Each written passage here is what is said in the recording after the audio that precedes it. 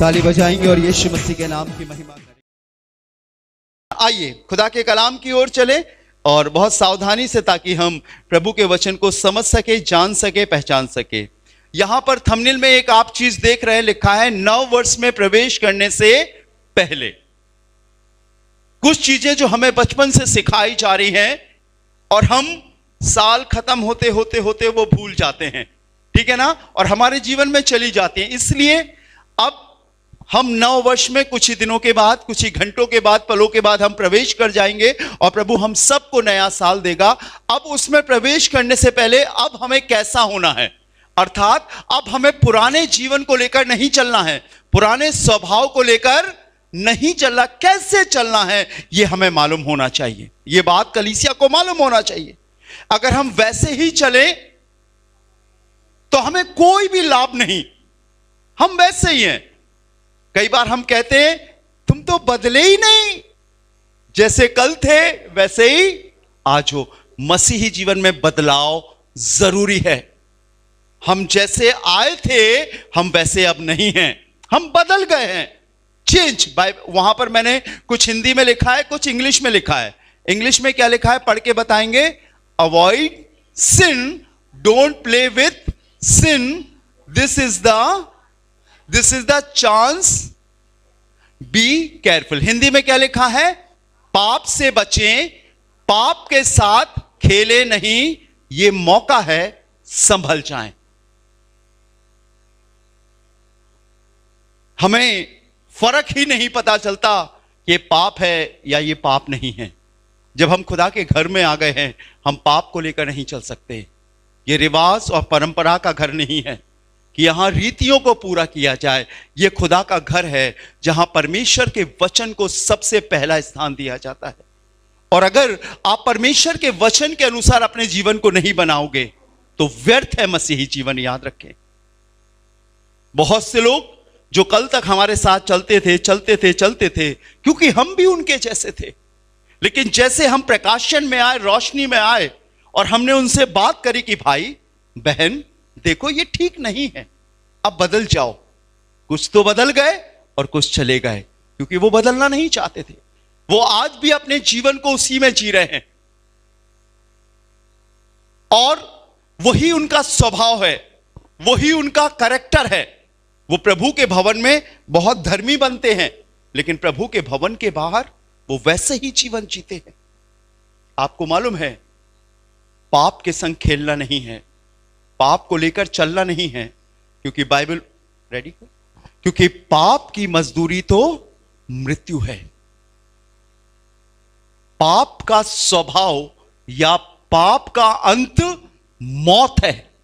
और अगर हम पाप को लेकर चलेंगे तो कहीं ना कहीं एक दिन यह पाप हमें मार डालेगा, हमें खत्म करेगा। एक दिन एक शख्स शेर के बच्चे को लेकर आया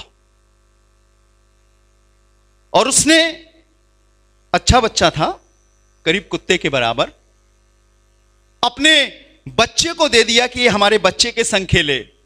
उसने कहा बच्चा ही तो है, मेरे बच्चे के संग खेलेगा। और वो खेलते रहे। अचानक से उस शख्स के बच्चे को पैर में थोड़ा सा कट गया और शेर के बच्चे ने उस कटे हुए स्थान को देखा, सूंघा और चाटने लगा। और इतना चाटा कि वो शेर का बच्चा उस बच्चे को लेकर भाग गया। यह पाप है। छोटा सा होता है, अरे थोड़ी सी तो गाली है, छोटा सा तो झूठ है, छोटी सी तो चोरी है, चुपचाप से मोबाइल निकाल लिया और हम अनदेखा कर देते हैं।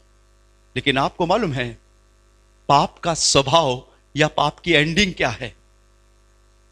बुक ऑफ जेम्स, याकूब की पत्री, पहला अध्याय, उसका 14वां और 15वां पद बताता है। याकूब की पत्री पहला अध्याय 14 एंड 15 वर्स, क्या लिखा है? जी आगे जल्दी जल्दी।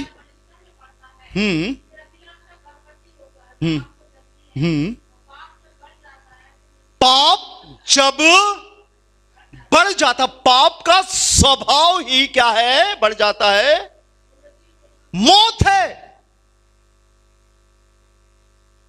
जिन गलतियों को, जिन गुनाह को, जिन पाप को हम अनदेखा कर रहे हैं, उसकी एंडिंग ही मौत है। आप शेर के पास जाओगे तो क्या करेगा? आपको प्यार करेगा? क्या क्या करेगा? उसका स्वभाव ही है। अगर इंसान झूठ में, पाप में, गाली में, गुनाह में, चोरी में, व्यभिचार में, अनदेखे में अगर अपनी जिंदगी को जी रहा है तो एक दिन वो खत्म हो जाएगा। और अगर हम भीतर वाले होकर, परमेश्वर की कलीसिया के लोग होकर वैसा जीवन जिएंगे जो बाहर वाले हैं, तो हमें तो दुगना दंड मिलेगा। मालूम क्यों? पढ़ो, खुदा के कलाम में लिखा है। अगर आप पढ़ सकते हैं हिब्रू चैप्टर 10, जल्दी जल्दी मैं आपको बताना चाहता हूं, कोई भी पढ़ सकता है कलीसिया में जिसके पास बाइबल है, और तेज आवाज में पढ़िएगा। Hebrew chapter 10 verse 26, Hebrew chapter 10 verse 26 निकालिएगा जल्दी से, न्यू टेस्टामेंट से जी। क्योंकि सच्चाई की पहचान प्राप्त करने के बाद यदि हम जानबूझकर पाप करते रहे तो फिर पापों के लिए कोई बलिदान बाकी नहीं। हां, दंड का एक भयानक बाट जोना लिखा है। सच्चाई की पहचान प्राप्त करने के बाद हमें मालूम है ना, गाली देना क्या है? बोलिए, झूठ बोलना सबको मालूम है, सब मां बाप को मालूम है। और हम बोलते भी हैं कि गाली मत देना, झूठ मत बोलना, चोरी मत करना, अनदेखा मत करना। ये तो शरीर से किए हुए काम है, लेकिन कई ऐसे पाप है जो इंसान मन से करता है। कई एक ऐसे पाप है जो इंसान देख कर करता है, अभी मैं आपको बताने वाला हूं। और हमको मालूम है कि ये पाप है और फिर भी हम करते हैं। क्या नतीजा है उसके लिए? हां, दंड का एक भयानक बाट जोना और आग का ज्वलन बाकी है जो विरोधियों को भस्म कर देगा, नरक। हमें मालूम है ये गलत है, हमें मालूम है ये गलत है, हमें मालूम है गलत है। खुदा के कलाम में लिखा है कि अपने लिए इतनी चीजें मत बटोर लेना कि तू उन्हें संवारने में ही व्यस्त हो जाए। अपने कारोबार को इतना मत बढ़ा लेना कि तुम उससे दूर हो जाए। इतना रुपया इकट्ठा मत कर लेना कि उसे संभालने संभालते तू रोगों से भर जाए। क्योंकि बाइबल बताती है जो परमेश्वर देता है उसमें वो दुख नहीं मिटाता, दुख नहीं मिलाता। इसी का 6वां अध्याय हिब्रू चैप्टर 6 वर्स 5 पढ़िएगा, 5वां, 6वां और 7वां पद। Hebrew chapter 6 verse 5। हां, और परमेश्वर के उत्तम वचन का लिखा है वो लोग जो परमेश्वर के वचन का और आने वाले, उन्हें मालूम है स्वर्ग जाना है, उन्हें मालूम है पवित्र आत्मा क्या है, उन्हें मालूम है यीशु मसीह से शिफा देता है, उन्हें भी चंगा किया है, स्वाद चख चुके हैं। 25 दिसंबर को बहुत सारे लोगों ने खाने का स्वाद चखा था, अभी पता नहीं कहां गए। स्वाद चख चुके हैं, ऐसे लिखाना पड़िएगा। और परमेश्वर के उत्तम वचन का स्वाद चख चुके हैं। परमेश्वर के वचन का, परमेश्वर की बातों का, परमेश्वर के कलाम का, परमेश्वर की हुजूरी का एहसास, स्वाद चख चुके। आगे पढ़िएगा, यदि वे भटक जाएं तो फिर उन्हें मन फिराव के लिए नया बनाना अनहोना है। हां, क्योंकि वो परमेश्वर के पुत्र को अपने लिए फिर क्रूस पर चढ़ाते हैं और प्रकट में उस पर कलंक लगाते हैं। पाप के संग खेल रहे हैं। उन्हें मालूम है ये गलत है, उन्हें मालूम है कि ये ठीक नहीं है, उन्हें मालूम है कि ये अनरीति है।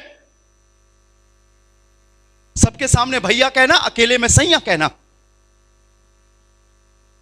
चले गए वो, खुदा के घर को पाप से भर दिया। जब उन्हें समझाया गया, जब उन्हें बताया गया तो कहते हमें कोई समझता ही नहीं है। पाप पाप पाप इतना लचीला और इतना हमारे मन को भावने वाला होता है कि हमें खुदा भी बुरा लगने लगता है। खुदा का कलाम भी बुरा लगने लगता है, खुदा के समझाने वाले भी बुरे लगने लगते हैं।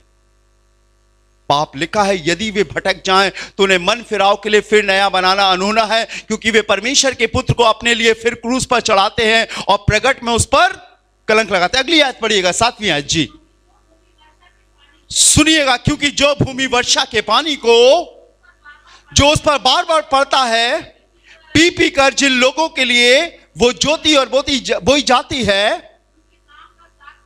हाँ, वो परमेश्वर से आशीष पाती है। अगर खुदा ने आपको जीवन दिया है और आप खुदा की बातों में, खुदा की राहों में आगे बढ़ रहे हो, एक दिन आप आए थे, सुनने वाले थे, एक दिन आप आए थे, दुआ कराने वाले थे, एक दिन आप आए थे, भैया बताओ इस चीज का अर्थ क्या है, लेकिन अब बढ़ने लगे हैं, गवाही देने लगे हैं, गीत गाने लगे हैं, परमेश्वर की महिमा करने लगे हैं। मुझे बहुत खुशी लगती है जब हमारे लोग यहां पर आकर प्रभु की बातें बोलते हैं।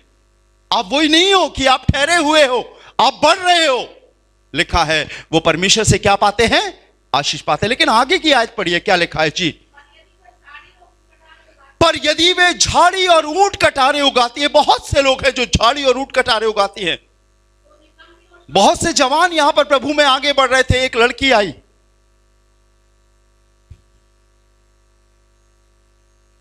सिस्टर अपना नंबर देना, ब्रदर अपना नंबर देना, और आज वो सिस्टर और ब्रदर पता नहीं कहां है। ऐसे लोगों के लिए क्या लिखा है, पर यदि वो झाड़ी और ऊंट कटारे उगाती है तो निकम्मी और शापित होने पर है। एंडिंग, पाप के संग हम खेल नहीं सकते। आप सोचो कि खुदा के घर में पाप चलेगा, नहीं चलेगा। संभल जाओ, सतर्क हो जाओ, ठीक हो जाओ, क्योंकि पाप की एंडिंग मौत है। मैं नहीं कहता, खुदा का कलाम कहता है, और ऐसा आज बहुत से लोग हैं। बहुत से जवानों ने आत्महत्या कर ली है। मैं कहता था उनसे कि बेटा मत करो, मत करो, अभी समय नहीं आया है, अभी वक्त नहीं आया है तुम्हारे लिए, इंतजार करो खुदा का। मेरी हंसी उड़ाने लगे, मुझसे नफरत करने लगे। आज 4-4 मुकदमे उन पर हैं। जितना कमाते नहीं उससे ज्यादा वकील को और पैसों में दे देते, उनका कोर्ट में दे देते हैं। एक के बाद एक सम्मन, एक के बाद एक नोटिस आ रहा है, और मुझसे कह रहे हैं दुआ करो। पाप के संग खेल रहे हैं। जब आप नए साल में जा रहे हो, पाप को छोड़ो। थोड़ा सा है, संतुष्ट रहो। बाइबल में बताती है संतुष्ट सहित भक्ति बड़ी कमाई है। संतुष्टि मसीहों के अंदर होती है, संतुष्टि चर्च के बाहर के लोगों में नहीं होती है। उनमें लालच है, ये मिल जाए, ये मिल जाए, ये मिल जाए, कहीं से भी बस मिल जाए। जो प्रभु ने आपको दिया है, पर्याप्त दिया है। उसे मालूम है आपका बेटा बड़ा हो रहा है, अब प्राइमरी से वो इंटर में जाएगा, हाई स्कूल में जाएगा, फिर ग्रेजुएशन करेगा, फिर वो नौकरी करेगा। प्रभु को मालूम है आपसे ज्यादा। जब वो आपको यहां तक ले आ सकता है, पिता बना सकता है, आपकी परवरिश कर सकता है, तो वो आपके संतानों की परवरिश कर सकता है। उन्हें पाप से दूर रखें, उन्हें संसार से दूर रखें, उन्हें पाप के संग जीने ना दें, क्योंकि एक दिन जब वो पाप बढ़ जाएगा, तो जैसे वो शेर का बच्चा उसके बच्चे को ले गया था, पाप भी एक दिन आपके बच्चे को आपके पास से ले जाएगा। पढ़िएगा, ऐसे ही खुदा के कलाम में लिखा है। Acts of apostle chapter 5।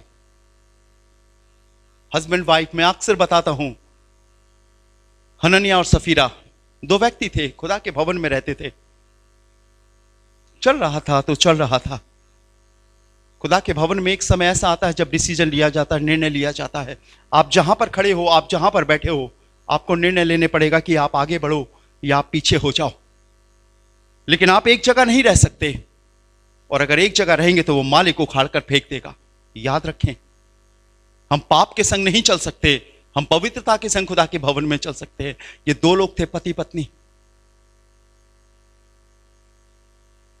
बहुत से लोग सोचते हैं कि ईसाई लोग बड़े दयालु होते हैं। सच बात है, ईसाई लोग, प्रभु के लोग दयालु होते हैं। उन्हें कुछ भी बोल दो, वो कुछ जवाब नहीं देते हैं, क्योंकि उन्होंने पढ़ा है कि कोई तेरे एक गाल पर थप्पड़ मारे तो दूसरा गाल भी। बड़े अच्छे होते हैं, पढ़े लिखे होते हैं, सत्य बात है।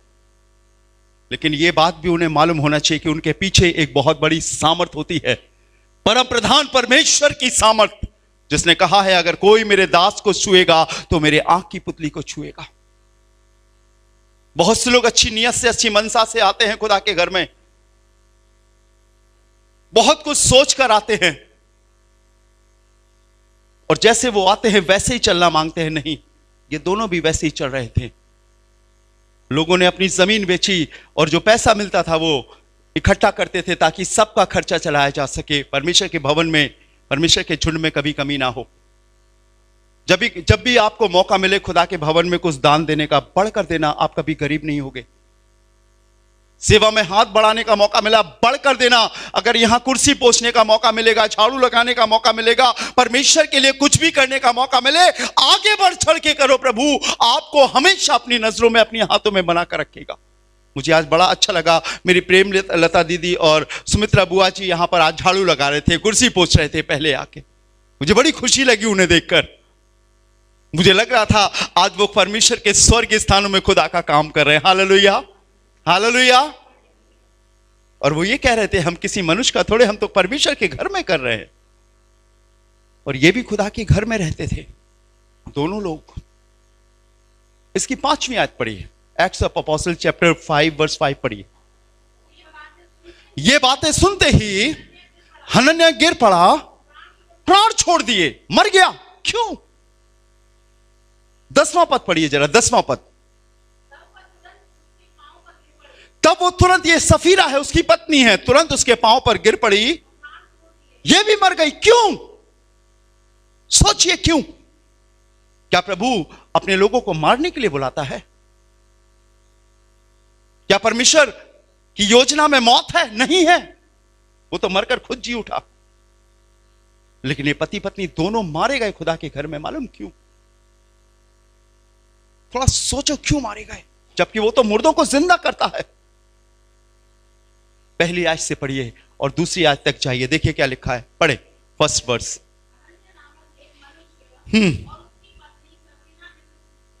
इन लोगों ने जमीन बेची और जो पैसा आया करता था वो इकट्ठा किया जाता था खुदा के भवन में ताकि सबकी सेवा टहल की जाए। आगे पढ़िए सेकंड वर्स।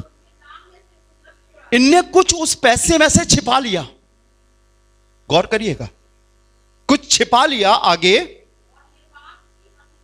दोनों जान रहे हैं, मियां बीबी दोनों, पति पत्नी दोनों जान रहे हैं। बाइबल बताती है अगर परस्पर दो लोग एक मन के ना हो तो वो एक संग नहीं चल सकते। पत्नी भी जानती है और पति भी जानता है कि इनने चोरी की है। और कहां पर है ये? खुदा के भवन में। परमेश्वर के भवन में पाप नहीं चलता। पतरस कहने लगा क्या तुमने इतने में ही भूमि बेची है? वो कहने लगे हां, इतने में ही भूमि बेची। घर पे जाकर पढ़िएगा, लिखा है परमेश्वर ने उसकी पत्नी से कहा देख तेरे पति के गाड़ने वाले अभी द्वार पर ही हैं, तुझे भी ले जाएंगे। और वो गिरी और प्राण छोड़ दिए। पाप के संग हम खेल नहीं सकते हैं, पाप के संग हम चल नहीं सकते हैं। अगर आज हमें मौत नहीं मिल रही है पाप के बदले तो इसका मतलब यह नहीं है कि हम धर्मी हैं। स्वीटी ने भी पहली आयत पढ़ी थी, जब पाप बढ़ जाता है, शायद अभी पाप बढ़ रहा है और उस पोजीशन पर आएगा। वो शेर का बच्चा खेल रहा था, लेकिन जैसे ही उसे ब्लड लगा, ब्लड दिखा तो उस बच्चे को लेकर चला गया और मार दिया। और जिस दिन पाप बढ़ जाएगा वो आपको मौत की कगार पर ले जाकर छोड़ देगा। दोनों मर गए। हम पाप को लेकर नहीं जी सकते, हम पाप को लेकर नहीं चल सकते। छोड़िए पाप करना और नव वर्ष में एक नए आशा, एक नए जीवन के संग प्रवेश कीजिए और प्रभु आशीष देगा। इस आयत को पढ़कर मैं आपके लिए प्रार्थना करूंगा, लेकिन जब मुझे मौका मिलेगा तो मैं इसे और गहराई से आपके बीच में बांटूंगा। बहुत सुंदर सी आयत है खुदा के कलाम की जो मेरे और आपको जीवन देती है। इफिशियंस चैप्टर 4, इफिसियों की पत्री 4 अध्याय 18, 19 और 20। इफिशियंस चैप्टर 4 वर्स 18, 19 एंड 20 पढ़िएगा। क्योंकि उनकी बुद्धि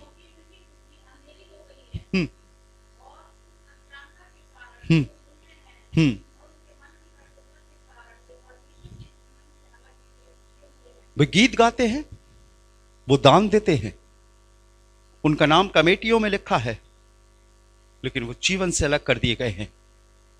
मालूम क्यों? क्योंकि वो उस उपाधि में होने के बाद भी पाप को लेकर जी रहे हैं।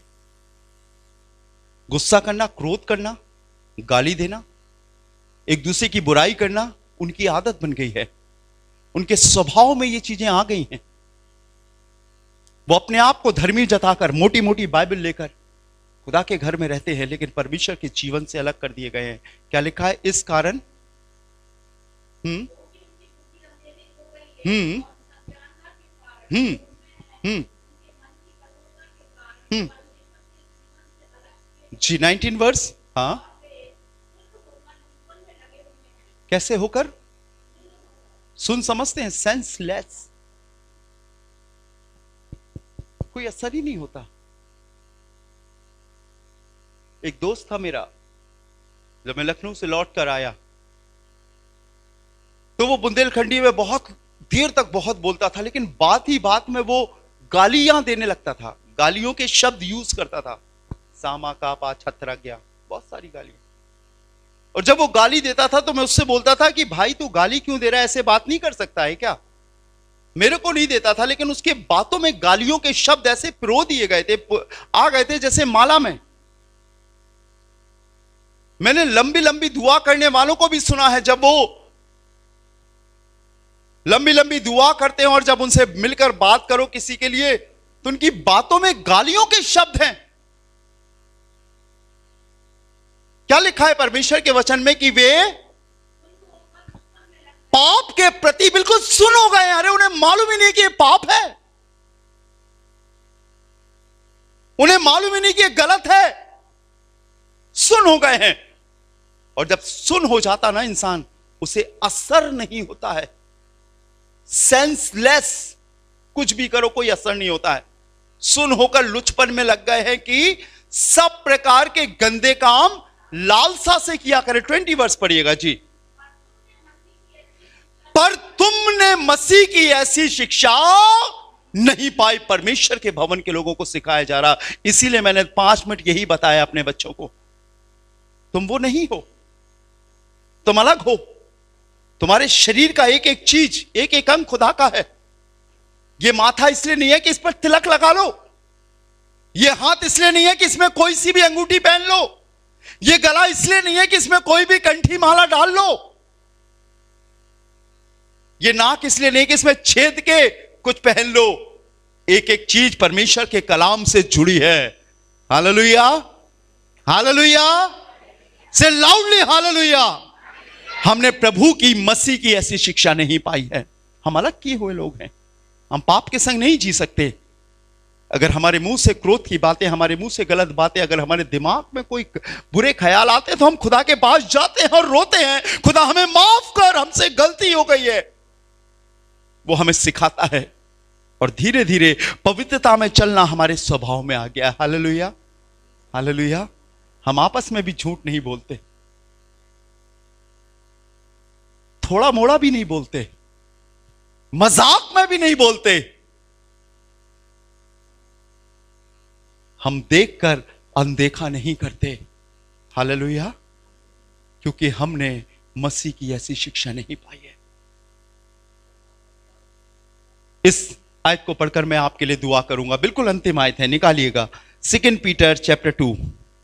बहुत गौर से आप अंडरलाइन भी कर लीजिएगा इस अध्याय को और घर में जाकर जरूर पढ़िएगा, बहुत इंपॉर्टेंट है आज के समय के लोगों के लिए। 2 पीटर चैप्टर 2 वर्स 8, 8वें पद से पढ़ना शुरू करें। हाँ,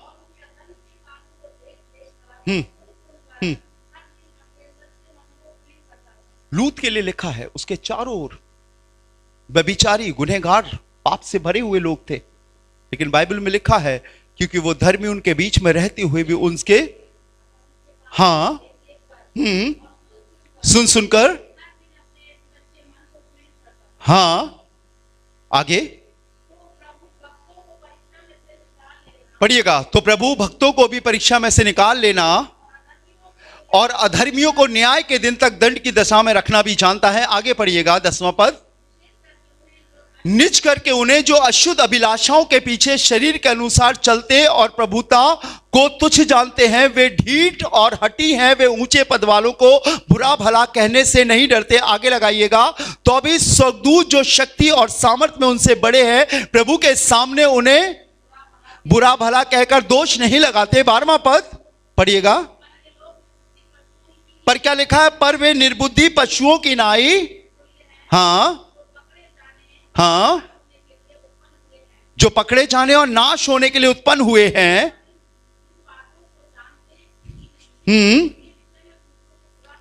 हाँ, वे अपनी सड़ाहट में आप ही सड़ जाएंगे। उन्हें मालूम ही नहीं क्या गलत है क्या सही है, बिल्कुल भी देखते हुए अनदेखा कर रहे हैं। उन्हें मालूम है कि यह गलत है, लेकिन तब भी कर रहे हैं। आगे पढ़िएगा 13वां पद जी, हाँ जी, आगे, सिर्फ खाना पीना, शारीरिक इच्छाओं को पूरा करना। बेटा ये गलत है। अरे आज मटन हो जाए। मैं अपनी गाड़ी में पेट्रोल डला रहा था, स्वीटी ने बोला आज आप डलवाओ, वही डलवाती है ज्यादातर। तो अचानक से उसका कंप्यूटर गड़बड़ हो गया, क्योंकि कंप्यूटर से जैसे ही कमांड देगा, ऑर्डर देगा, तो फिर इधर मशीनें चालू हो जाएंगी।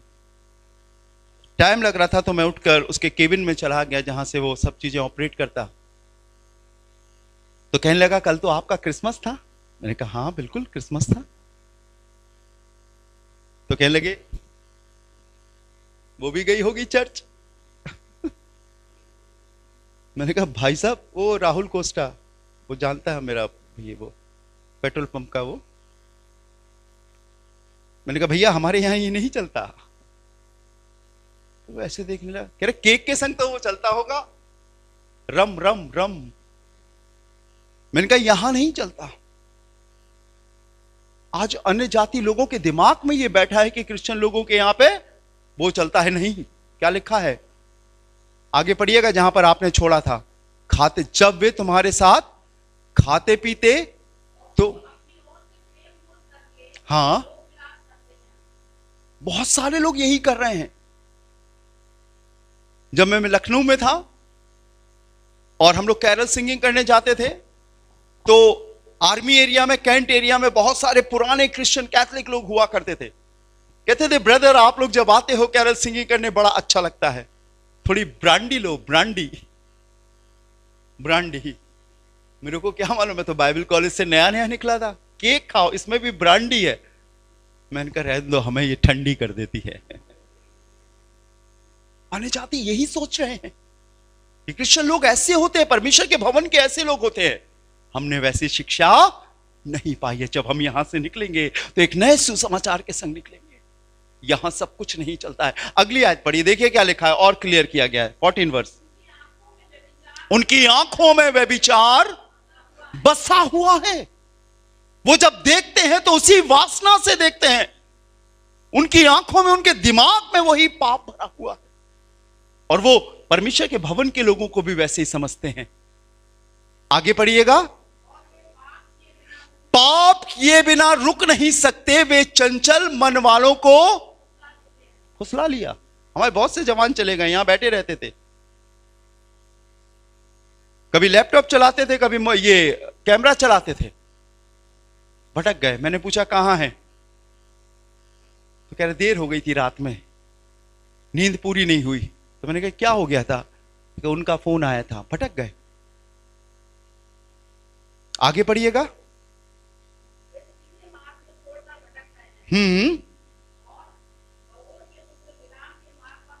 लालच, अभिलाषा, शरीर की अभिलाषा, आंखों की अभिलाषा, जीविका का घमंड।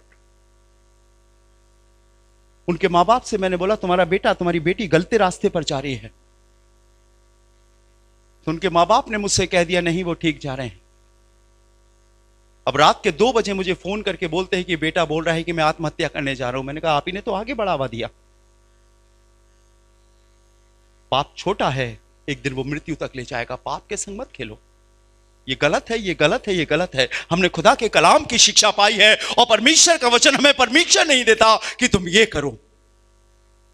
Hallelujah, hallelujah. आगे पढ़िएगा, देखिए क्या लिखा है।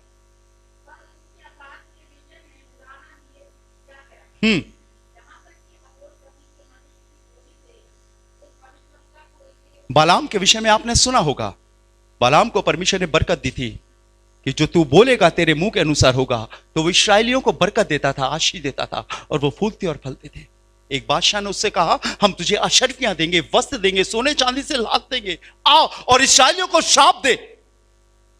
और लिखा है वो लालच में आ गया और इस्राएलियों को श्राप देने के लिए जा रहा था। गधी पर बैठकर चला गया और गली वो रास्ता एक सकरी गली थी।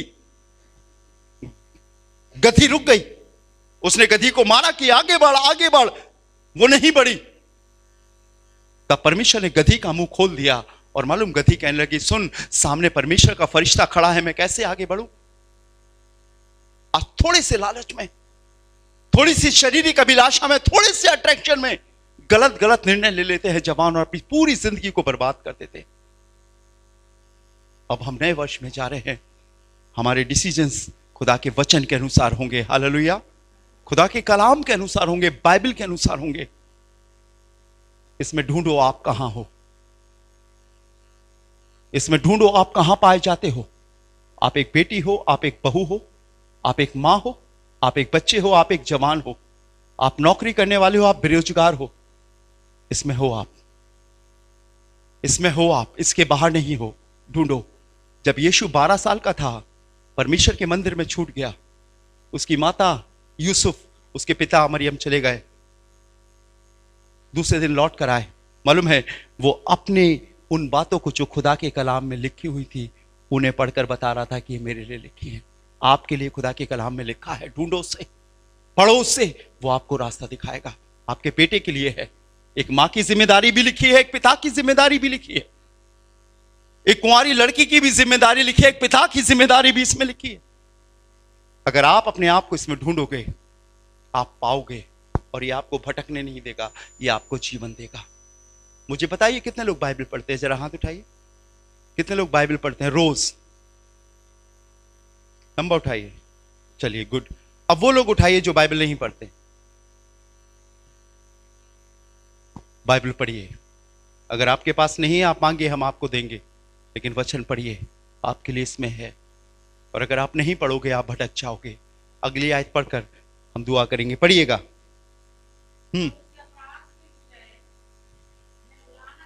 जी, 16वां पद पर। जी, आगे 17वां पद। ये लोग सूखे कुएं, और जी, इनके लिए अनंत अंधकार ठहराया गया। मालूम क्यों? क्योंकि ये पाप में इनका स्वाभाविक जीवन खुल गया है। चिंता मत करो, मसीह में आने के बाद, प्रभु में आने के बाद, अगर कुछ आपका जाता है तो प्रभु उसका चौगुना आपको लौटा देगा। याद रखो, अगर आप प्रभु के लिए दान देते हो, याद रखना, परमेश्वर पैसे का मोहताज नहीं है। बाइबल में लिखा है, वो इसलिए कंगाल हो गया ताकि उसके कंगाल हो जाने से तुम धनी बन जाओ। वो आपकी नियत और मनसा देख रहा है। जब आप खुदा के घर में हो तो धीरे धीरे उसके वचनों में ढलते जाओ। अपना दशमांश निकालना शुरू करो, प्रभु की खिदमत में हाथ बढ़ाना शुरू करो। आप कभी गरीब नहीं होगे। मैं आपको दावे के संग बताना चाहता हूं, जब मैं छोटा था, बहुत ही छोटा था, मसीह में बालक था, तो मेरे को भी किसी पास्टर ने सिखाया, प्रभु के दास ने, कि अपना दशमांश दिया करो। और मुझे उस समय 500 रुपए मिलते थे, और उसका दशमांश कितना होता है? 50 रुपए। जब मैं 50 रुपए लिफाफे में डालकर दिया करता था, तो मुझे अंदर से लगता था मैं बहुत थोड़ा सा दे रहा हूं।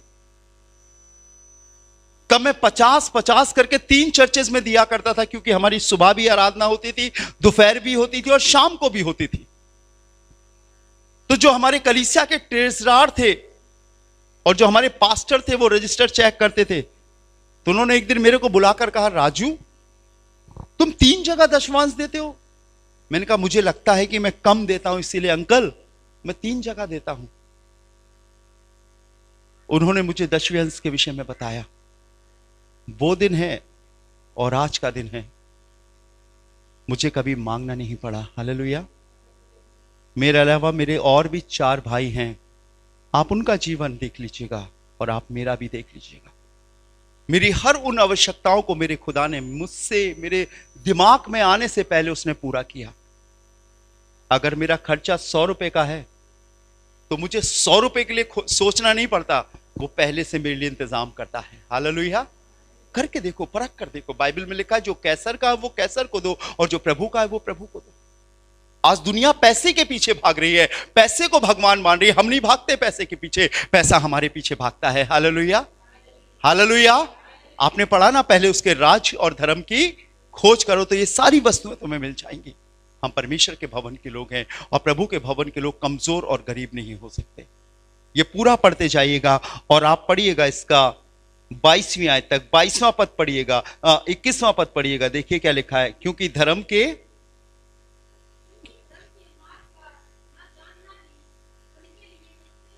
हम्म हम्म हम्म हम्म उन पर यह कहावत बिल्कुल ठीक बैठती है, भला होता वो सच्चाई को नहीं जानते। कौन सी कहावत पढ़िएगा? कि कुत्ता अपनी छांट की ओर और धोई हुई स्वर्णी कीचड़ में लौटने के लिए फिर चली जाती। वैसे ही हो जाते उनका जीवन। उन्हें मालूम ही नहीं क्या गंदा है, क्या ठीक है, क्या साफ है। बिल्कुल भी फर्क नहीं पड़ता उन्हें झूठ क्या है, सही क्या है, और वो अपना जीवन वैसे ही जी रहे, गंदगी में जी रहे। संडे को आते, हम नहलाते धुलाते उन्हें, और फिर मंडे को फिर वो उसी कीचड़ में चले जाते। फिर हमें मिलते, फिर हम दुआ करते, नहलाते धुलाते, वो फिर वही करने लगते जैसे कुत्ता करता है। और बाइबल में वही लिखा है बिल्कुल क्लियर। लेकिन हम अलग किए हुए हैं, हम पाप से अलग किए गए हैं, उसके खून से धोए गए हैं, हम पवित्र किए हुए लोग हैं, हम पाप नहीं करेंगे। चिंता मत करो। मैं खुदा के कलाम के आधार पर कह सकता हूं, आपको मांगना नहीं पड़ेगा। आपको अपने बेटे अपनी बेटी की फिक्र नहीं करनी पड़ेगी। जो आपके पास है उसमें संतुष्ट रहो। मेहनत से जो आपको मिल रहा है उसे ग्रहण करो। 2 नंबर 3 नंबर से मिल रहा है मत लो। अनर्थ की कमाई के संग जीवन मत जियो, एक दिन ये चला जाएगा। मेरे घर से 2 घर छोड़कर एक आदमी दारू बेचता। मैं गया उसके यहां, उसको समझाया। मैंने बोला कि आप क्रिश्चियन हो, दारू बेचना अच्छी बात नहीं है। कुछ ही महीने पहले उसी के घर में उन्हीं के भाई के बेटे ने फांसी लगा ली थी। जवान लड़के ने, 30-35 लड़के ने, 3 बच्चे, 3 लड़कियां उनके यहां, मर गए। मैं गया उसके यहां, मैंने बोला बेटा दारू मत बेचो, ये अच्छी चीज नहीं है। हाँ ठीक है, हाँ ठीक है। बेचता था भी और पीता भी था। इतनी गंदी गंदी गालियां देता था कि वो आवाज मोहल्ले में गूंजती थी। लेकिन जैसे मैं चला जाता था तो जय मसीह की राजू भैया, जय मसीह की। मैंने बोला तुमने बंद नहीं करी? हाँ हाँ हाँ कर देंगे। वो और उसका बेटा बेचने लगे। उसका लीवर डैमेज हो गया। झांसी के सारे डॉक्टरों ने मना कर दिया। उसका बेटा बोलता है अब पापा को लेकर मत आना, अस्पताल में ही मर जाए तो अच्छा है। वाह, मना करने पर भी नहीं मान रहे, बार बार उसी स्वभाव में जी रहे हैं। लोग कहते हैं कि हम तो थोड़ी सी पीते हैं, गाली नहीं देते। भाई पाप है वो थोड़ा सा, वो छोटी सी बात जो हम छिपाकर कर रहे हैं वो पाप है। बाइबल में यह नहीं लिखा कि पाप बड़ा हो तो उसकी सजा मृत्यु है। बाइबल में लिखा है पाप की मजदूरी तो मृत्यु, चाहे छोटा हो चाहे बड़ा हो। हमें समझना पड़ेगा, हमें जानना पड़ेगा। और आज उनके घर वाले इंतजार करें कि वो कब मरे। हमें सतर्क होना पड़ेगा। हम पाप के संग नहीं जी सकते। हमारे लिए परमेश्वर ने एक अलग रास्ता तैयार किया है। हमें संसार में से लाकर इस रास्ते पर खड़ा किया है ताकि हम आगे बढ़े और हमें जीवन मिले। आइए अपनी आंखों को बंद करेंगे, दुआ करेंगे। राजाओं के राजा, प्रभु के प्रभु, दुनिया के पास ये नहीं है जो तूने हमें दिया है। तेरा वचन हमारे लिए जीवन, तेरा वचन हमारे लिए रोशनी, तेरा वचन हमारे लिए उद्धार का कारण है।